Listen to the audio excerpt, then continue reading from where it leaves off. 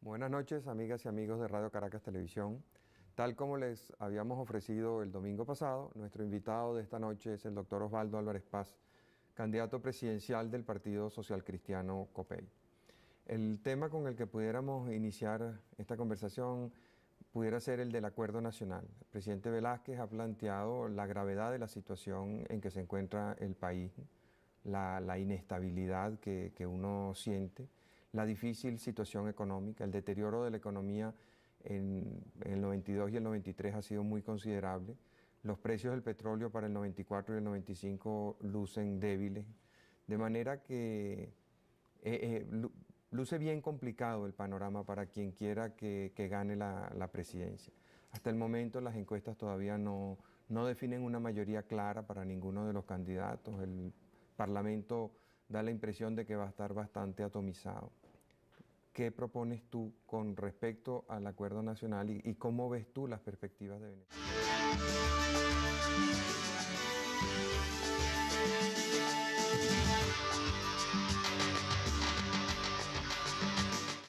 Bueno, yo he declarado favorablemente el Acuerdo Nacional. Creo que es indispensable echar las bases de un acuerdo que permita instrumentar políticas que permitan superar la situación evidentemente muy difícil que hay en el país. El proceso de empobrecimiento, como señalaba, ha sido muy pronunciado, sobre todo en la última década.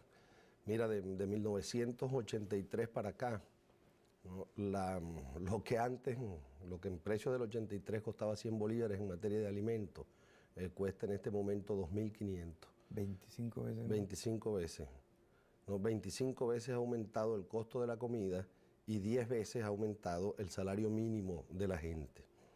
El salario mínimo de un profesional para 1983 era de algo más de $1.000 mensuales. En este momento no llega a $200. Y eso es, bueno, para profesionales, clase media, que de alguna manera quizás puedan tener posibilidades de hacer un poco más cosas que quienes no tienen esa posición. A mí me ha llamado mucho la atención que en los organismos internacionales que cuando se presentó la crisis de la deuda y durante el periodo del 80 insistían mucho en el restablecimiento de lo que ellos llamaban los equilibrios macroeconómicos, las cuentas nacionales y todas esas cosas con las que los economistas nos aturden. Ha cambiado un poco y hoy en día, no sé si como consecuencia de la crisis que se está viviendo en los países del tercer mundo, en América Latina, incluso en los países desarrollados, hay como una preocupación mucho mayor por lo que se llama, por el tema de la pobreza, por la marginalidad. ¿Cómo ves tú ese problema? Así es. Creo que es la inquietud mayor que tienen en este momento, incluso los países desarrollados, por lo que de explosivo puede tener en países como los nuestros la creciente pobreza crítica de la población. Bueno, todo eso es consecuencia de este proceso hiperinflacionario incontrolado en el que estamos metidos desde hace algún tiempo y que tenemos la necesidad de controlar y tratar de reducir rápidamente lo más que podamos. Eso no lo puede hacer un hombre solo, no lo puede hacer un presidente de la República, sin soporte, sin respaldo del Congreso por una parte, pero tanto más importante que del Congreso, del país nacional y del resto de las fuerzas políticas de la nación. Hay que hacer unos cuantos pactos fundamentales, que es lo que está reclamando el doctor Velázquez en este momento, y no para verle él los frutos a ese acuerdo nacional, sino para que el próximo gobierno, sea quien sea el presidente que resulte electo, pueda caminar con firmeza hacia la superación de esta crisis. Ahora hay mucho temor de que con ese pacto pase lo mismo que con el pacto para la reforma, que lo firmaron allá en el Salón Elíptico y lo celebraron y después no lo cumplieron. Lo del pacto para la reforma fue una payasada que hicieron allá y todavía estamos esperando su implementación.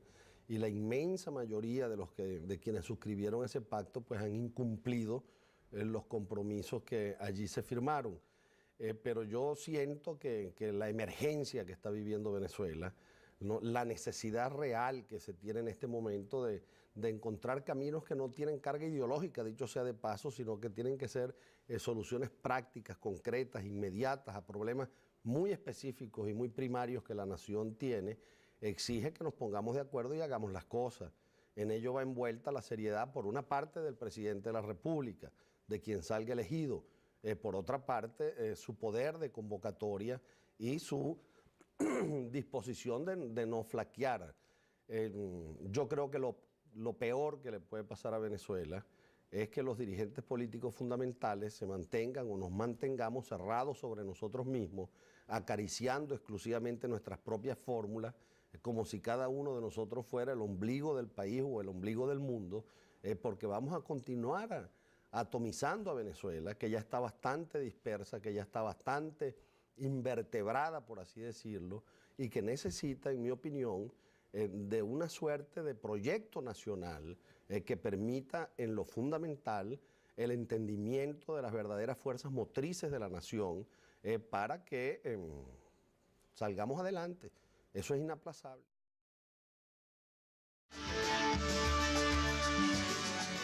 Uno de los problemas fundamentales de las campañas electorales es la necesidad en la que aparentemente se ven los estrategas de cada campaña de recurrir a la guerra sucia, de tratar de descalificar al adversario. En el caso tuyo, el tema predilecto ha sido el de vincularte al paquete económico que puso en vigencia el presidente Pérez. ¿Qué sientes tú cuando te dicen paquetero? Bueno, mira, interiormente siento ganas de reír, ¿no? Porque sé que se trata, como tú dices, de una maniobra política para tratar, ¿no?, de identificarme a mí con Pérez, que cayó en la mala y está fuera, y presentarme como continuador 5 años más de Carlos Andrés Pérez, ¿no? Bueno, una cosa muy rara, porque hasta el 25 de abril a mí me identificaban más bien, era con otro de los candidatos a la presidencia de la República y no precisamente con Pérez. Y bueno, desde allí es de donde vienen ahora los ataques fundamentales. Pero hay un doble discurso, Marcel, que es sumamente grave en este momento porque el pueblo no acepta que se le mienta y si descubre farsas a futuro, las reacciones pueden ser muy violentas, más violentas de las que han sido en el pasado y las consecuencias dramáticas para Venezuela.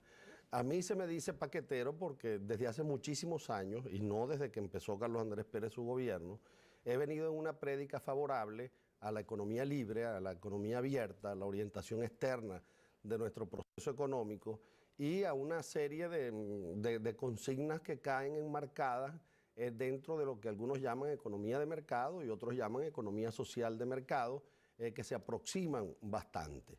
Bueno, lo que hizo Pérez, el proceso económico de Pérez, yo creo que tiene muy poco que ver con este modelo, con este esquema económico en el cual yo creo. Pero quienes me acusan a mí de paquetero, aquí dentro del país, en el exterior, utilizan un discurso que se parece demasiado a lo que Carlos Andrés Pérez, con su programa de ajustes macroeconómicos, quiso hacer. Bueno, y si me lo permites, yo tengo aquí, por ejemplo, un fax que llegó ayer de Nueva York, de una reunión de Asdrúbal Batista, ¿no?, que es el jefe del equipo de programa de gobierno de Rafael Caldera, en una reunión con un grupo de banqueros y de abogados de Wall Street, donde él dice que Caldera basará su economía en la apertura a las inversiones extranjeras en PDVSA, que dará muchas más oportunidades a los inversionistas nacionales y extranjeros. También dice, ¿no?, que los acuerdos de reestructuración de la deuda deben ser respetados, ¿no?, y que por la vía impositiva se tratará de reducir el déficit fiscal de la nación. Eso está escrito aquí, ¿no? Y dice, nuestra política debe ser de mayor apertura para los inversionistas. Y Venezuela no podrá resistir la fuerza de las reformas que imponen las economías libres de mercado. Está escrito en inglés, te lo puedo dejar para que lo analices completo posteriormente, pero que es muy significativo, ¿no? Sí. Porque aquí en Venezuela se dice una cosa y allá se está diciendo absolutamente otra que camina en la misma dirección en que trabajó el gobierno de Carlos Andrés Pérez y que en definitiva, ¿no?, reflejan realidades sobre las cuales tenemos que discutir. Ahora, como no sabemos de qué se trata, en verdad, ¿no?, qué es lo que piensan realmente los candidatos a la presidencia de la República, yo creo que llegó el momento de debatir abiertamente sobre este tema, sobre el tema del acuerdo nacional, y básicamente sobre el tema del acuerdo en materia económica. Yo he visto alguna declaración por allí que considera hasta traición, ¿no?, al país llegar a un acuerdo supuestamente para continuar las políticas de Pérez en materia económica. Bueno, muy bien, vamos a discutir abiertamente de cara al público. Yo creo que la nación tiene derecho a saber qué pensamos cada uno de los que aspiramos a gobernarla sobre los temas fundamentales. Y vamos a ver cuáles son las salidas, cuáles son las respuestas, cuáles son los puntos de acuerdo, cuáles son los puntos en desacuerdo. Si eso que dice Asdrúbal Batista es verdad, no veo por qué no se pueda llegar a un acuerdo, e incluso un acuerdo a corto plazo, no, para darle soporte al presidente Velázquez y al próximo presidente de la República para que profundice por un camino que está allí definido y en el cual varios podemos coincidir. Así es que aprovecho la oportunidad, ¿no?, para una vez más formular la invitación a los demás aspirantes a la presidencia de la República para que juntos o por separado, debatamos abiertamente sobre varios temas. Yo propongo que el primero sea, en función del acuerdo nacional, el tema de la economía. Me parece bien interesante y bien importante para la gente, porque es verdad, como tú dices, este tipo de declaraciones crea mucha confusión, sobre todo si quien las dio fue Asdrúbal Batista, que hace unos días se oponía ferozmente al proyecto Cristóbal Colón, que es uno de esos proyectos de traer inversión extranjera, de abrir la economía. Y sobre el cual debe también fijarse una posición con mucha claridad, porque es la primera señal que Venezuela en este tiempo está mandando al mundo, y al mundo de los inversionistas en un área importantísima para Venezuela, como es el área de los hidrocarburos, el área petrolera, cuando en este caso se refiere a un proyecto de gas.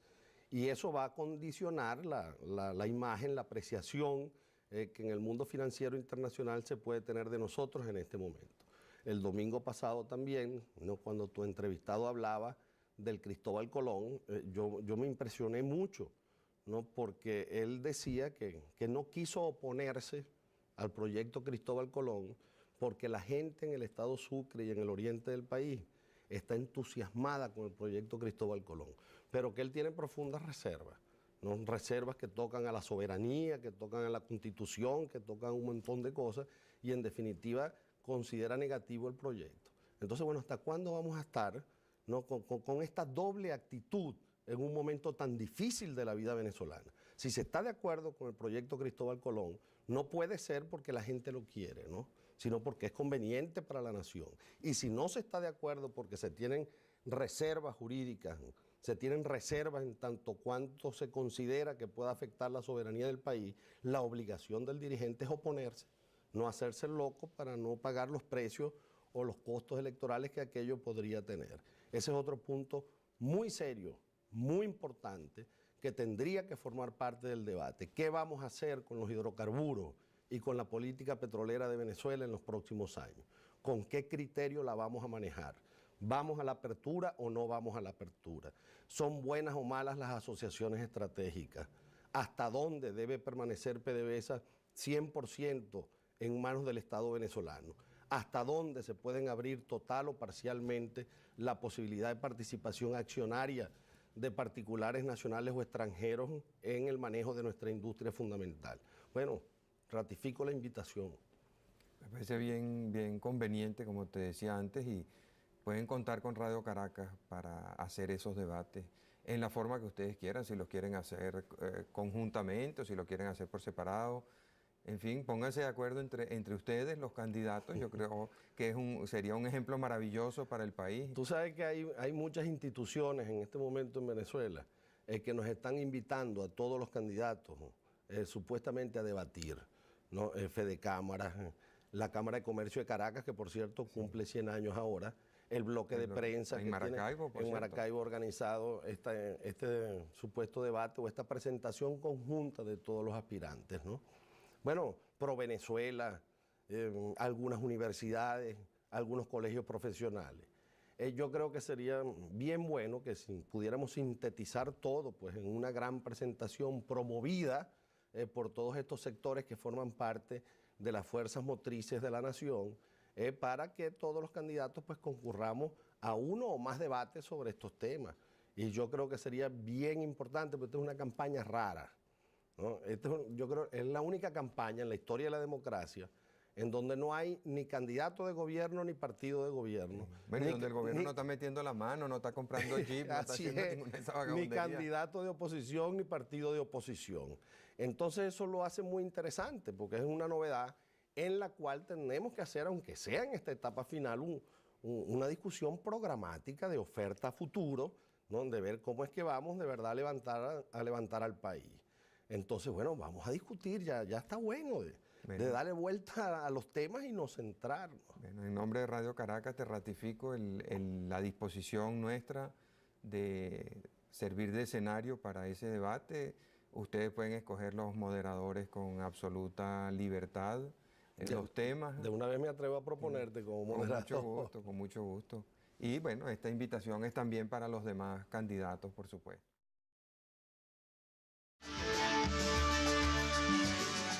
Durante tu precandidatura, en esos 3 meses escasos en los cuales tú de no ser precandidato pasaste a ser elegido por una mayoría importantísima de todas las personas que quisieron ir a votar, iba a decir de los copellanos, pero fue mucho más que los copellanos lo que fue a votar.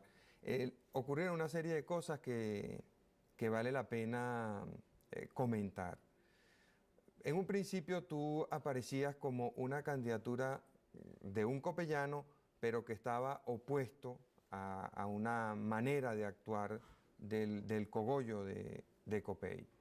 Y sectores independientes, y me imagino que sectores simpatizantes de Copey, se entusiasmaron con esa idea de decirle no a los cogollos, aceptando una invitación maravillosa, una gran oportunidad que Copey le estaba dando al país de participar en su proceso electoral. Pero una vez que tú ganas la candidatura, tú eres el candidato de Copey. Entonces, ¿cómo haces tú para reconciliar lo que decías antes con la circunstancia en la que te encuentras ahora y cómo está reaccionando Copey frente a eso? Bueno, mira, el planteamiento es muy interesante porque se ha prestado a muchas especulaciones en estos días. Lo primero que debo decir es lo siguiente, ¿no? Yo he mantenido una actitud bastante crítica frente al estilo de hacer política en Venezuela en los últimos tiempos, en los últimos quinquenios. Y tuve confrontaciones muy serias, muy severas con la dirección del partido a lo largo casi que de la última década, con excepción de los 4 años que estuve metido en el Zulia, donde estos problemas pasaron a ser secundarios por mi trabajo como gobernador. Pero cuando yo salgo a luchar por la candidatura presidencial de Copey, no es para renunciar a Copey, no es para irme de Copey, no es para liquidar a Copey, no es para destruir a Copey. Es sencillamente para asumir el liderazgo de Copey y tratar de lograr un cambio de rumbo en el estilo de conducción que hasta ahora ha tenido. Eso no es fácil, porque el partido escogió a su candidato con la participación de los independientes que masivamente lo hicieron, pero no renovó sus autoridades. Entonces, más que un cambio de nombre, que no era posible desde el punto de vista estatutario, ni conveniente en un año electoral encima de las elecciones ya, lo que hemos tratado es de entendernos y de entendernos con franqueza, ¿no? La dirección del partido y su candidato que pasa a ser el nuevo líder de la organización, y yo creo que en un altísimo porcentaje lo hemos logrado.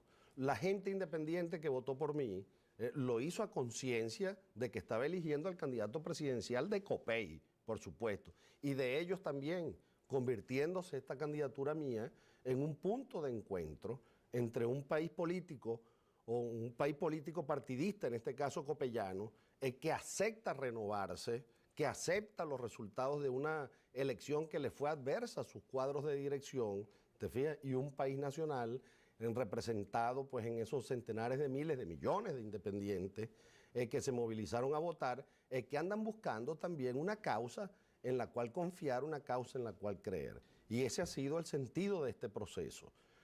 Por supuesto que a esa dificultad se agregó, ¿no? La dificultad, vamos a ponerle un nombre suave, ¿no? La disidencia de Caldera en su momento, que también contribuyó a sembrar confusión en la etapa inicial. Pero estoy en condiciones de decirte, que no solamente estoy en ejercicio del liderazgo del partido en este momento, sino que cuento con el voto copellano. Y puedes tener la seguridad, yo no voy a decir aquello que dijo Rómulo Betancourt de que adeco es adeco hasta la muerte, recuerdan ustedes, pero sí estoy en condiciones de decir, ¿no?, que Copellano es Copellano y los copellanos van a votar verde en diciembre de este año. ¿Cómo sientes tú que interpreta el copellano esta situación? Porque es difícil para alguien que ha simpatizado por Copey y sobre todo aún más para alguien que ha militado en Copey, el hecho de tener como los dos candidatos principales además, porque están Sí. En primero y segundo lugar, depende de la encuesta que se vea, dos candidatos muy identificados con Copey. ¿Cómo crees tú que reaccione la gente? Bueno, yo creo que la gente va a votar por el que considere que está en mejores condiciones de ganar. Los copellanos van a votar por su candidato copellano, que en este caso soy yo. Y los independientes, e incluso gente de otras organizaciones políticas que no le ven oportunidad real a sus candidatos, votarán por quien crea que está en condiciones mejores para gobernar a Venezuela. Y yo creo que es muy importante esto último, porque sinceramente yo pienso que Caldera no hizo un buen negocio con la compañía con la cual anda. La convergencia se le ha convertido en una gran divergencia a la hora de escoger los candidatos a los cuerpos deliberantes y prácticamente en muchas partes del país se le está desmoronando esa experiencia que fue sumamente artificial. Y la gente del MAS, del MEP, del Partido Comunista y de los otros partidos establecidos tampoco fueron ni siquiera capaces de llegar a entendimientos mínimos para presentar candidatos conjuntos también para las elecciones parlamentarias, con lo cual la fuerza multiplicadora de trabajo de esa candidatura se ha debilitado muchísimo en los últimos tiempos. Además de que será muy difícil que logren presentar un mensaje unificado, un mensaje único por las enormes divergencias que hay allí. Y yo creo que en buena parte por eso es que su candidato no atina en centrar un mensaje que no sea negativo. Es muy fácil mantener una campaña en prédica negativa, estar en contra de todo, absolutamente de todo lo que se proponga, de todo lo que se dice, de todo lo que se está discutiendo en este momento, pero sin aportar ni una sola idea nueva, ni una sola idea positiva que le señale un rumbo, que le señale un camino distinto a la nación. ¿Qué ideas positivas estás apuntando tú que señalan ese camino positivo? Bueno, la reforma integral del Estado, la descentralización administrativa, la construcción de un régimen federal, la autonomía, el mayor grado de autonomía posible para los estados, la municipalización de la vida pública, el fortalecimiento de los gobiernos locales, la difusión del poder presidencial, ¿no?, la modificación del Estado intervencionista tal como lo contempla la Constitución de 1961 para darle paso a otra concepción pues más participativa y donde el Estado cumpla otros roles y otras funciones distintas, la construcción de una economía basada esencialmente en la libertad de trabajo y en la solidaridad, el reformulamiento de las bases que le sirven de sustento a la vida venezolana. Estamos planteando un camino muy concreto para tratar de controlar la inflación como causa fundamental del empobrecimiento de Venezuela, para reducir el déficit fiscal. Hay políticas, hay planes concretos, hay iniciativas concretas para modernizar el sistema tributario, y no me refiero exclusivamente a esto del IVA, ¿no?, que es algo pues coyuntural y con intereses que responde pues a intereses muy concretos, sino con visión a futuro. Bueno, tenemos planes y programas para salir agresivamente a buscar inversiones privadas, tanto nacionales como extranjeras, que fortalezcan, que nos permitan iniciar un proceso de crecimiento económico sin inflación y generar los puestos de trabajo que el país necesita. Presentamos ya en un foro petrolero extraordinario que se realizó recientemente las bases para un acuerdo nacional en materia de petróleo, donde asistió buena parte de la industria y todos los interesados en el tema. Ayer hicimos nuestra presentación del programa ambiental, que yo le estoy dando una importancia trascendente para hacer compatible el desarrollo con la conservación ecológica y ambiental del país. Bueno, tenemos programas concretos para el deporte, para la educación física, para la recreación. Estamos ofreciéndole a Venezuela caminos y rumbos, ¿no? Por encima de la actitud destructora de todo lo que hay, diagnosticadora de males que son harto conocidos y que por más que los digamos nunca los vamos a sufrir nosotros igual que lo sufre la gente de la calle, el ama de casa a la que no le alcanza el sueldo o el chofer de carrito por puesto que ya no haya que hacer con los repuestos que necesita para que su carro funcione en mejores condiciones. En definitiva, aquí hay programas, aquí hay ideas, aquí hay visión de futuro, aquí hay equipos de trabajo. Mira, más de 450 personas, entre profesionales, técnicos, gerentes y gente de los distintos sectores están trabajando alrededor de la preparación de mi programa de gobierno. En fin, Marcel, tenemos gente para ganar y tenemos gente para gobernar.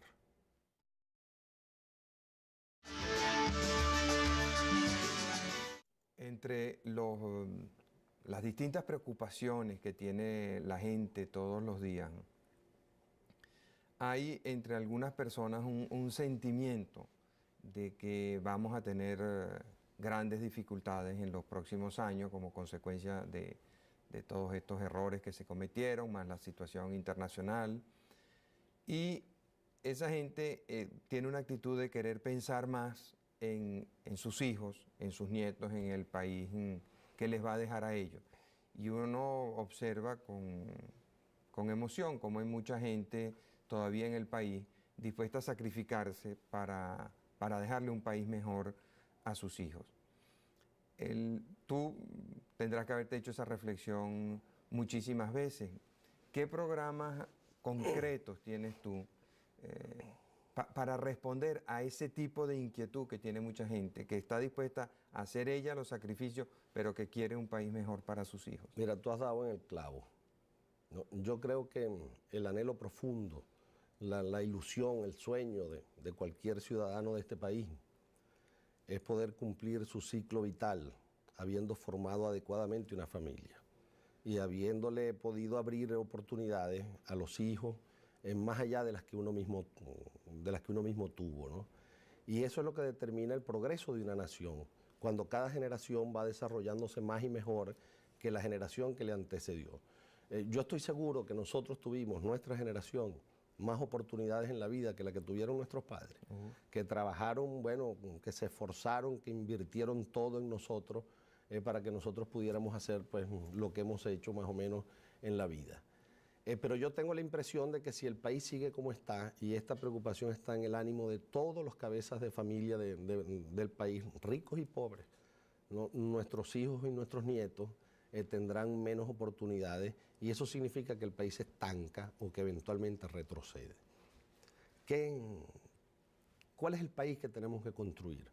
Un país donde todo el mundo tenga la seguridad, y atención a la palabra seguridad, que es un concepto integral, ¿no? En primer lugar, de que va a estar preservada su vida y sus bienes, ¿no? En segundo lugar, de que si trabaja un poco y si se esfuerza un poco, el país le ofrece la oportunidad de poder educar a los hijos, de poder curarlos cuando se enferman, de poder alimentarlos, de poder vestirlos, de poder garantizar un techo propio para el núcleo familiar y en definitiva de poder dejarlos listos en la vida para que cada uno en su momento se valga por sí mismo. El ciudadano que logre ese sueño pues cumplió su misión en la vida e hizo su enorme aporte para el desarrollo del país.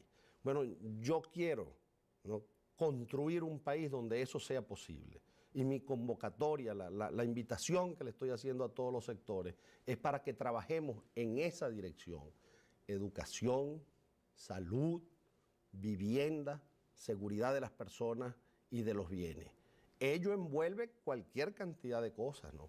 Reestructurar el Estado, diseñar políticas, ¿no? Modificar pues esta cantidad de procedimientos y normas administrativas en donde se ahogan todas las buenas intenciones y naufragan todos los esfuerzos, ¿no? Tenemos que prepararnos para ir a una verdadera revolución democrática, pacífica, por supuesto, pero no por ello débil, sino muy firme, que le devuelva al gobierno democrático la autoridad y la legitimidad que ha tenido. ¿no? Que vaya con un radicalismo ético, ¿no? Frente a todas las cosas en las cuales tenga que desenvolver su acción, que sirva como modelo y como ejemplo para la nación. Un gobierno del que se pueda discrepar, porque eso está en la esencia misma de la democracia, pero que nadie dude de su buena fe o de la integridad de sus dirigentes, que mediante el ejemplo y la forma de comportarse puedan ser un punto de referencia para las nuevas generaciones.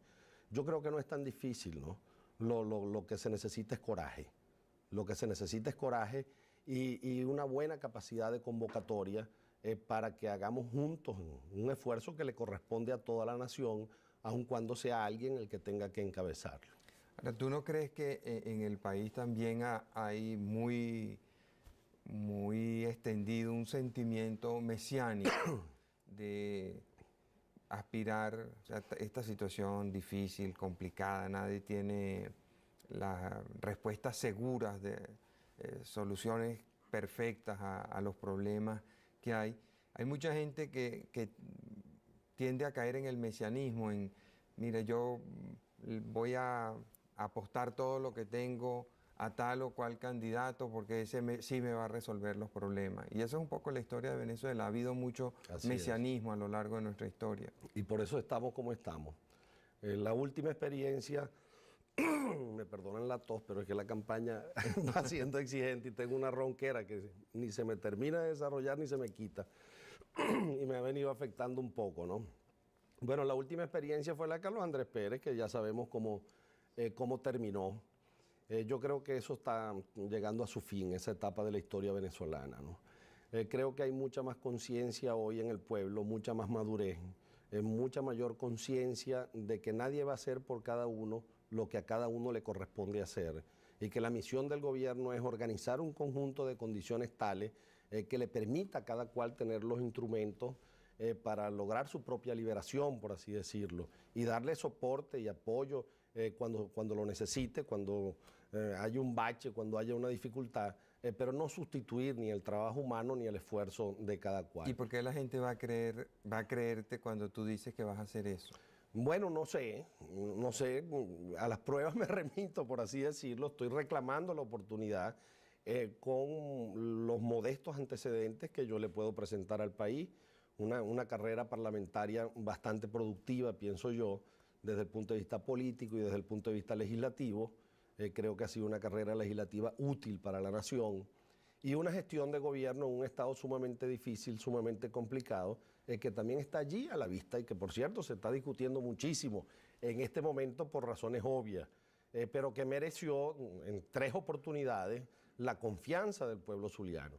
En el año 89, cuando me eligieron con el 38% de los votos apenas, ¿no? En el año 92, cuando me reeligieron con el 92 con el 65% de los votos, y el 25 de abril, cuando para sorpresa mía, no saqué el 84% de los votos y más votos que los que obtuve, ¿no? Para aspirar a la gobernación del Estado, que fue casi como un mandato de ese pueblo para que luchara por la presidencia de la República. Allí hay una obra cumplida en medio de las enormes limitaciones que ha tenido este tiempo de la vida venezolana, sin tener la gobernabilidad total, ¿no? Sobre los problemas, sino prácticamente siendo apenas el gerente de un caos, ¿no? Que se convierte en un gestor ante las instancias nacionales que continúan teniendo el poder demasiado concentrado para poder hacer las cosas empujando y empujando y empujando en medio de problemas tremendos. Entonces yo creo estar en condiciones de impulsar ese proceso. Entre otras cosas porque tengo mucha fe, Marcel, en los 22 gobernadores que Venezuela tiene y en sus 280 y tantos alcaldes. Ellos saben que en mí van a tener un aliado, que yo voy a ser el presidente de los gobernadores y el presidente de los alcaldes, que vamos a compartir el ejercicio del poder, que voy a fortalecer muchísimo la capacidad de decisión de ellos y los recursos del poder nacional, ¿no? Para que los administren ellos lo más cerca que puedan de las comunidades, porque así aumentaremos la capacidad de respuesta de un sistema que tiene que legitimarse por la utilidad, ¿no? Que sea capaz de brindarle a la gente de carne y hueso. Ahora, ¿cómo se va a financiar todo ese proceso de descentralización? Bueno, eso no es fácil. El cómo siempre es la pregunta más trascendente. En primer lugar, yo creo que Venezuela tiene recursos que muy desordenadamente administrados y con una calidad de gasto infame, pues se pierden y habrá que hacer un esfuerzo en esa dirección. La modernización o la reformulación de todo el sistema tributario venezolano, indudablemente que aportaría en nuevos y mejores ingresos para tal fin, ¿no? Y la posibilidad de que esos ingresos sean administrados y manejados por los gobiernos locales es una posibilidad real si el presidente de la República y las instancias nacionales tienen la voluntad de hacerlo. Pero si nosotros logramos controlar la inflación y estabilizar el país, vamos a generar un clima de confianza de tal naturaleza. Bueno, que se empezó a ver el 25 de abril cuando yo gané la candidatura, ¿no? Que se empañó después con todo el lío de Pérez y el Congreso y la salida del cambio de gobierno y tal, y volvió a caer el ánimo de la gente. Bueno, vamos a generar un clima de confianza tal que las inversiones van a aparecer, las inversiones nacionales, las inversiones extranjeras, que van a venir a un país que les ofrece multiplicidad de oportunidades para hacer excelentes negocios aquí en nuestro territorio que pueden generar riqueza, que pueden generar trabajo y que pueden poner de nuevo en marcha el proceso de crecimiento económico estable y sostenido que Venezuela mantuvo durante bastante tiempo.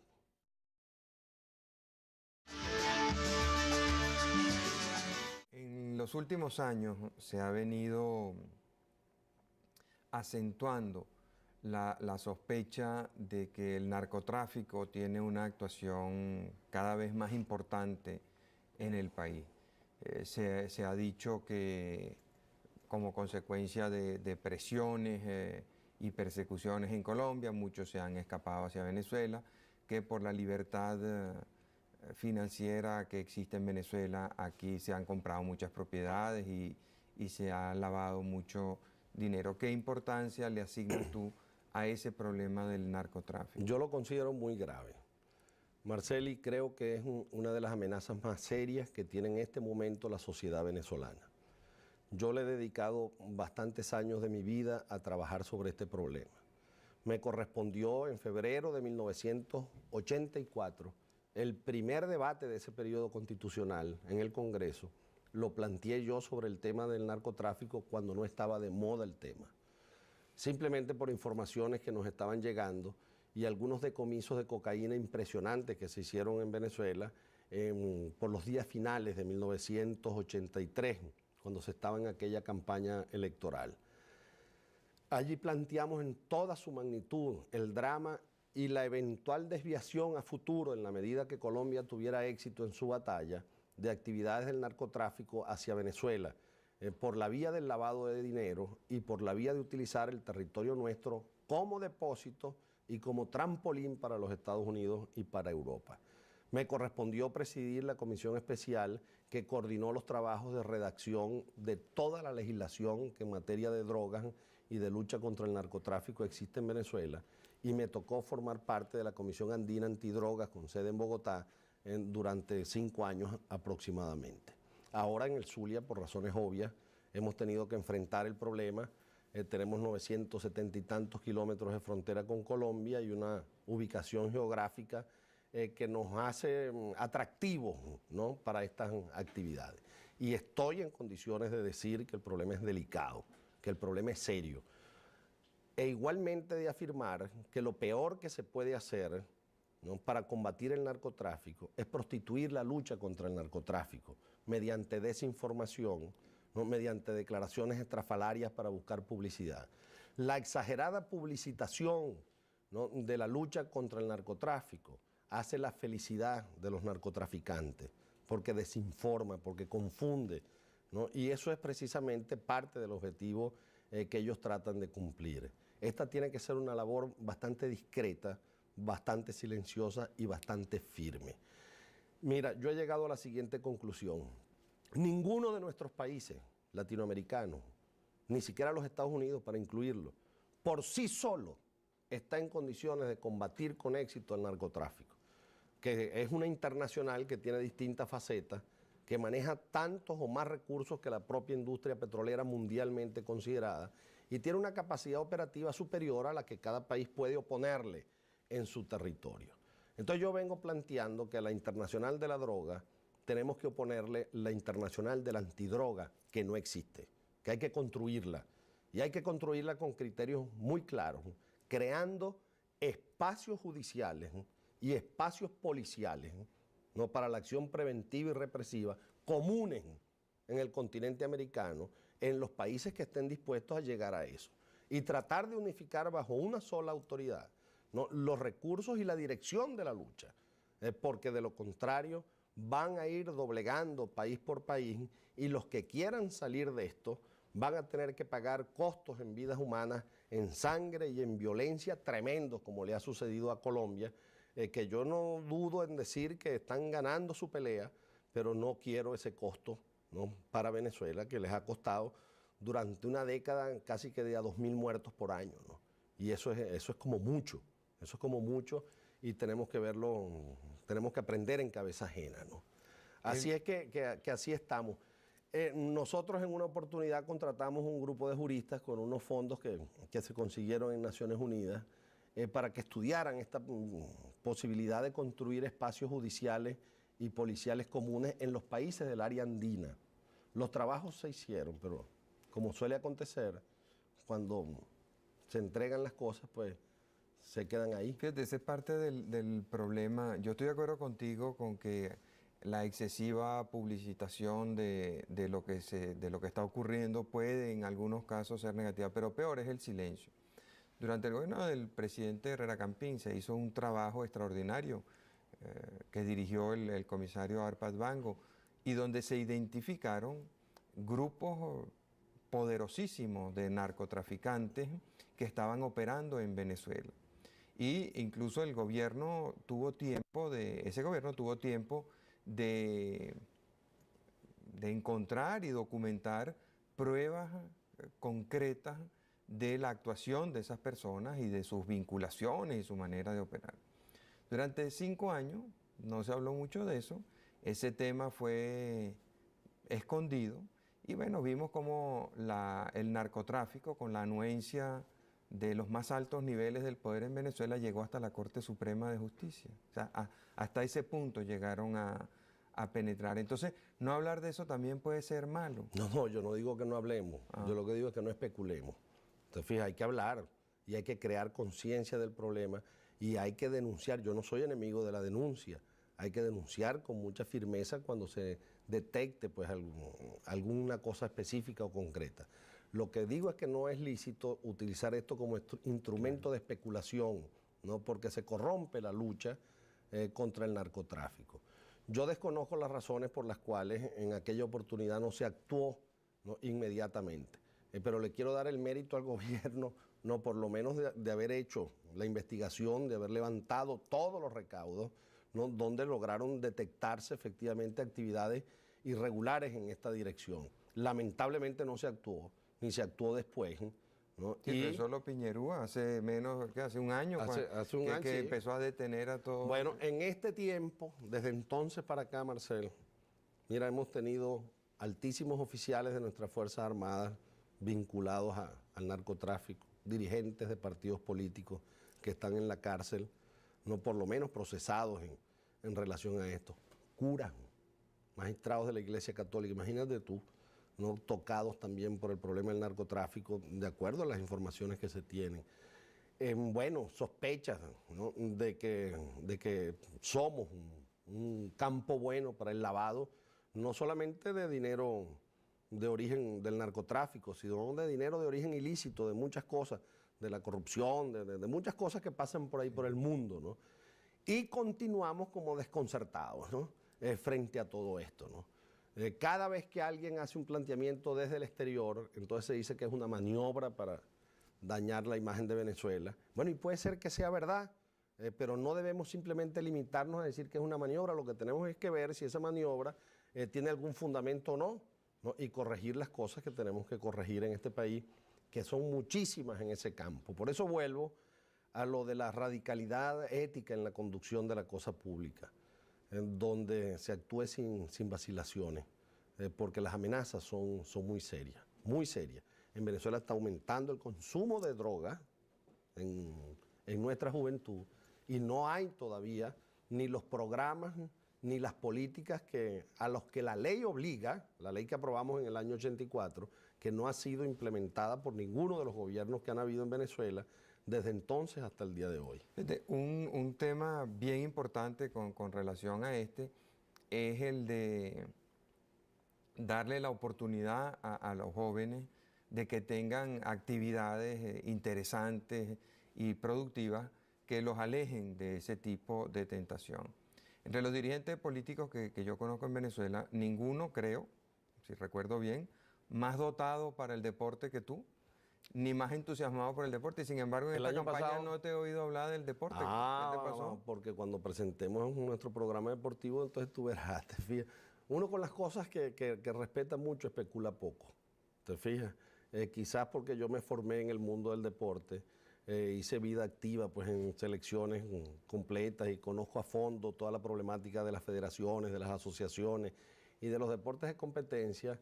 Uno es muy respetuoso de no usar o no manipular aquello y corre el peligro de ser demasiado tímido. Bueno, a mí me ha llamado la atención. Lo conversaba el sábado en Barquisimeto con Luis Aparicio, que estuvimos juntos en la corrida de toros y bueno, somos viejos y buenos amigos y hablábamos de eso precisamente, ¿no?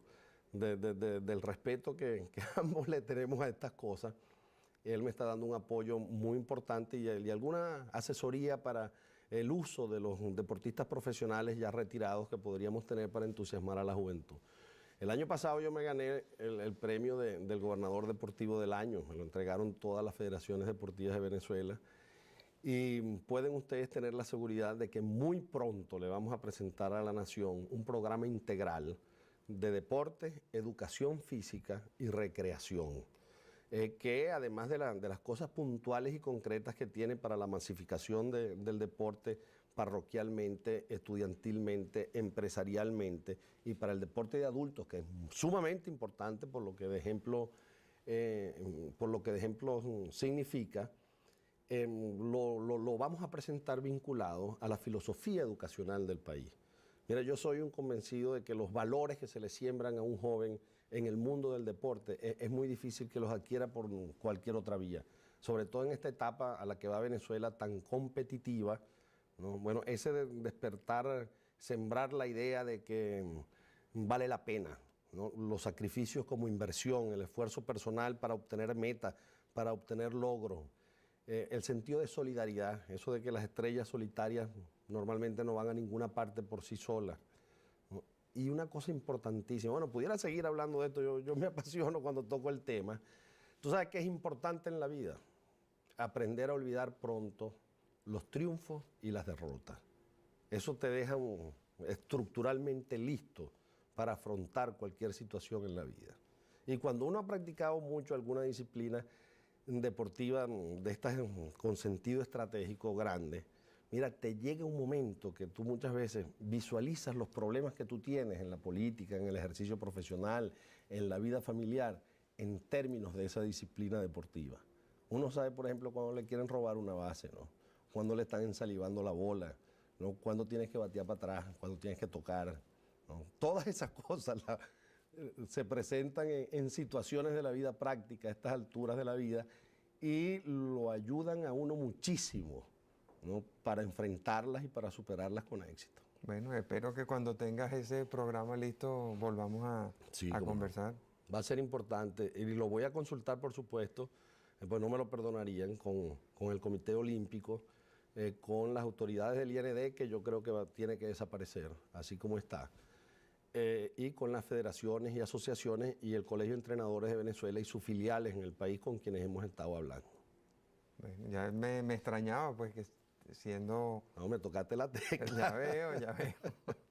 Bueno, muchas gracias, Osvaldo. Muchas gracias, amigos, por su atención. Como de costumbre, el próximo domingo a las 10 de la noche.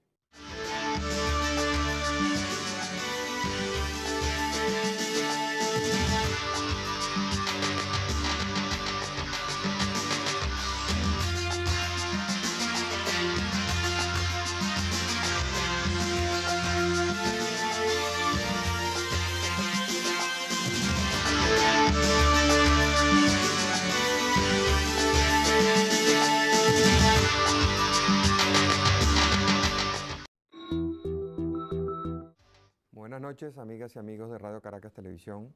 Tal como les habíamos ofrecido el domingo pasado, nuestro invitado de esta noche es el doctor Osvaldo Álvarez Paz, candidato presidencial del Partido Social Cristiano COPEI. El tema con el que pudiéramos iniciar esta conversación pudiera ser el del acuerdo nacional. El presidente Velázquez ha planteado la gravedad de la situación en que se encuentra el país, la inestabilidad que uno siente, la difícil situación económica, el deterioro de la economía en el 92 y el 93 ha sido muy considerable. Los precios del petróleo para el 94 y el 95 lucen débiles, de manera que luce bien complicado el panorama para quien quiera que gane la presidencia. Hasta el momento las encuestas todavía no definen una mayoría clara para ninguno de los candidatos. El Parlamento da la impresión de que va a estar bastante atomizado. ¿Qué propones tú con respecto al acuerdo nacional y cómo ves tú las perspectivas de Venezuela?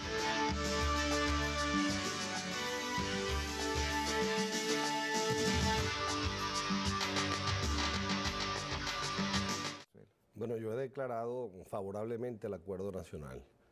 Creo que es indispensable echar las bases de un acuerdo. Y hoy en día, no sé si como consecuencia de la crisis que se está viviendo en los países del tercer mundo, en América Latina, incluso en los países desarrollados, hay como una preocupación mucho mayor por lo que se llama, por el tema de la pobreza, por la marginalidad. ¿Cómo ves tú ese problema? Así es. Creo que es la inquietud mayor que tienen en este momento, incluso los países desarrollados, por lo que de explosivo puede tener en países como los nuestros la creciente pobreza crítica de la población. Bueno, todo eso es consecuencia de este proceso hiperinflacionario incontrolado en el que estamos metidos desde hace algún tiempo y que tenemos la necesidad de controlar y tratar de reducir rápidamente lo más que podamos. Eso no lo puede hacer un hombre solo, no lo puede hacer un presidente de la República, sin soporte, sin respaldo del Congreso por una parte, pero tanto más importante que del Congreso, del país nacional y del resto de las fuerzas políticas de la nación. Hay que hacer unos cuantos pactos fundamentales, que es lo que está reclamando el doctor Velázquez en este momento, y no para verle él los frutos a ese acuerdo nacional, sino para que el próximo gobierno, sea quien sea el presidente que resulte electo, pueda caminar con firmeza hacia la superación de esta Ahora crisis. hay mucho temor de que con ese pacto pase lo mismo que con el pacto para la reforma, que lo firmaron allá en el Salón Elíptico y lo celebraron y después no lo cumplieron. Lo del pacto para la reforma fue una payasada que hicieron allá y todavía estamos esperando su implementación, y la inmensa mayoría de quienes suscribieron ese pacto pues han incumplido los compromisos que allí se firmaron. Pero yo siento que la emergencia que está viviendo Venezuela, ¿no?, la necesidad real que se tiene en este momento de encontrar caminos que no tienen carga ideológica, dicho sea de paso, sino que tienen que ser soluciones prácticas, concretas, inmediatas a problemas muy específicos y muy primarios que la nación tiene, exige que nos pongamos de acuerdo y hagamos las cosas. En ello va envuelta la seriedad, por una parte, del presidente de la República, de quien salga elegido, por otra parte, su poder de convocatoria y su disposición de no flaquear.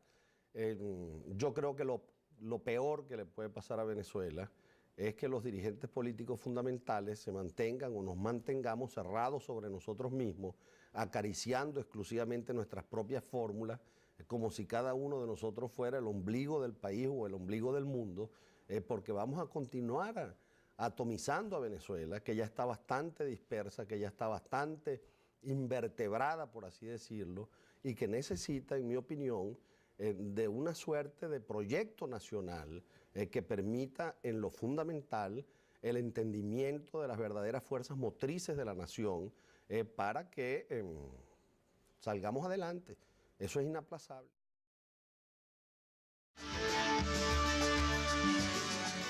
Uno de los problemas fundamentales de las campañas electorales es la necesidad en la que aparentemente se ven los estrategas de cada campaña de recurrir a la guerra sucia, de tratar de descalificar al adversario. En el caso tuyo, el tema predilecto ha sido el de vincularte al paquete económico que puso en vigencia el presidente Pérez. ¿Qué sientes tú cuando te dicen paquetero? Bueno, mira, interiormente siento ganas de reír, ¿no? Porque sé que se trata, como tú dices, de una maniobra política para tratar, ¿no?, de identificarme a mí con Pérez, que cayó en la mala y está fuera, y presentarme como continuador 5 años más de Carlos Andrés Pérez, ¿no? Bueno, una cosa muy rara, porque hasta el 25 de abril a mí me identificaban más bien, era con otro de los candidatos a la presidencia de la República y no precisamente con Pérez. Y bueno, desde allí se permita instrumentar políticas que permitan superar la situación evidentemente muy difícil que hay en el país. El proceso de empobrecimiento, como señalaba, ha sido muy pronunciado, sobre todo en la última década. Mira, de 1983 para acá, ¿no?, lo que antes, lo que en precio del 83 costaba 100 bolívares en materia de alimentos, cuesta en este momento 2.500. 25 veces. 25 veces. ¿No? 25 veces ha aumentado el costo de la comida y 10 veces ha aumentado el salario mínimo de la gente. El salario mínimo de un profesional para 1983 era de algo más de $1.000 mensuales. En este momento no llega a $200. Y eso es, bueno, para profesionales, clase media, que de alguna manera quizás puedan tener posibilidades de hacer un poco más cosas que quienes no tienen esa posición. A mí me ha llamado mucho la atención que en los organismos internacionales, que cuando se presentó la crisis de la deuda y durante el periodo del 80 insistían mucho en el restablecimiento de lo que ellos llamaban los equilibrios macroeconómicos, las cuentas nacionales y todas esas cosas con las que los economistas nos aturden. Ha cambiado un poco